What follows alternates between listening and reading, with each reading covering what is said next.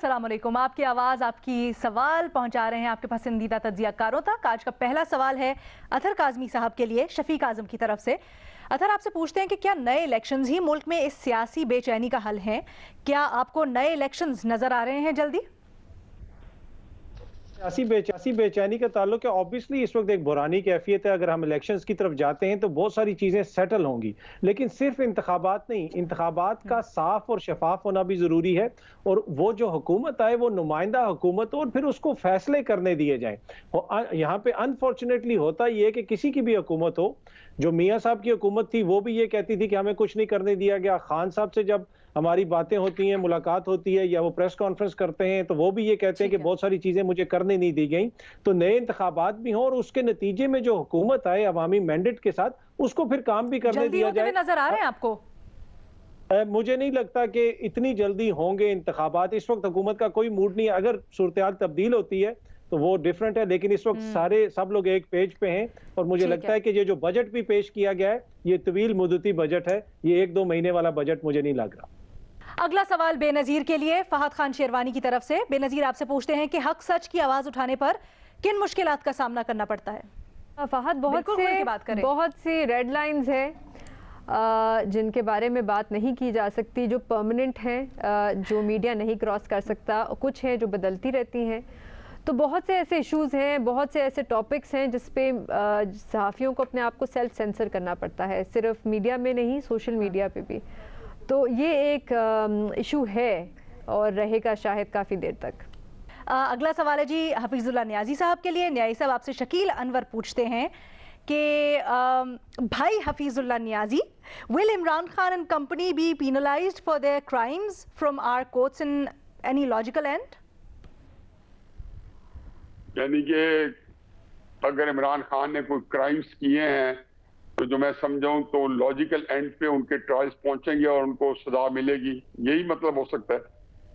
मेरा ख्याल है जी, पहली बात तो यह है कि मैं तो फर्म बिलीवर हूं कि पाकिस्तान में जिस किसी का भी ट्रायल हो, वो आर्टिकल 10A जो है पाकिस्तान के जो आइन है, फंडामेंटल राइट्स हैं जिसमें 8 से लेके 28 तक उसकी रूह है आर्टिकल 10A।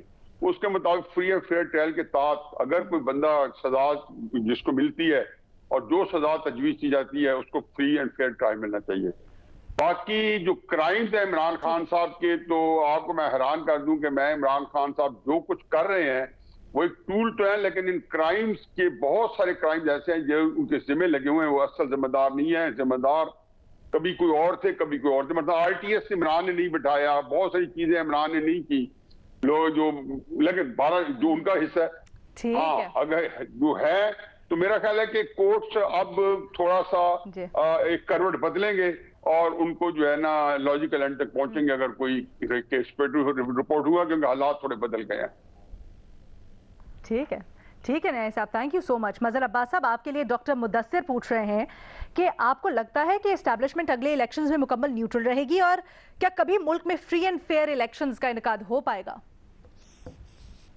देखिए, free and fair election Mudassir साहब एक मिथ है हमारे यहाँ।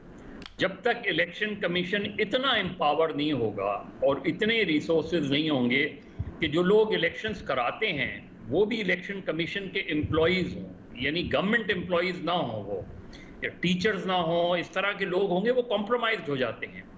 तो एक तो इलेक्शन कमीशन का एम्पावर होना बहुत ज़रूरी है, वो मुझे नहीं नज़र आता कि एम्पावर है। दूसरा, प्री पोल रिगिंग और पोस्ट पोल रिगिंग, ये सब उसका हिस्सा होते हैं। जिस तरह पॉलिटिकल पार्टीज बनती हैं, टूटती हैं, तोड़ी जाती हैं, बनाई जाती हैं, दबाव डाला जाता है, ये सब सिलेक्शन का हिस्सा है। तो जब तक ये टेस्ट होगा अगला इलेक्शन एस्टैब्लिशमेंट का और प्रैक्टिस पे साबित करना पड़ेगा कि उनका कोई भी किसी तरह का भी इन्वॉल्वमेंट नहीं है, तो इलेक्शन फ्री एंड फेयर हो सकता है। इसके कम नजर आते हैं मुझे, लेकिन उम्मीद रखिए न्यूट्रल होगा, उम्मीद रखनी चाहिए। मजहर अब्बास साहब बहुत शुक्रिया, आप सब शुक्रिया। और यहाँ पर ये मेंशन करना भी बड़ा ज़रूरी है जी, इरशाद भट्टी साहब जिनको थोड़ा सा गिला है आप लोगों से, वो ये कह रहे हैं कि आप लोग मज़े मज़े के सवाल नहीं भेज रहे उनके लिए। तो क्या बात है, क्यों आप लोग नहीं भेज रहे? भट्टी साहब के लिए, हमारे तमाम तज्जियाकारों के लिए जो भी पैनल पर मौजूद है, उनके लिए सवालात पूछिए, उनके जवाबात वो लोग आपको देंगे। और हम उम्मीद यही करते हैं कि आप इसी तरह से हमें लिखते रहेंगे, पूछते रहेंगे सवालात। तभी इजाज़त दीजिए, अल्लाह हाफ़िज़।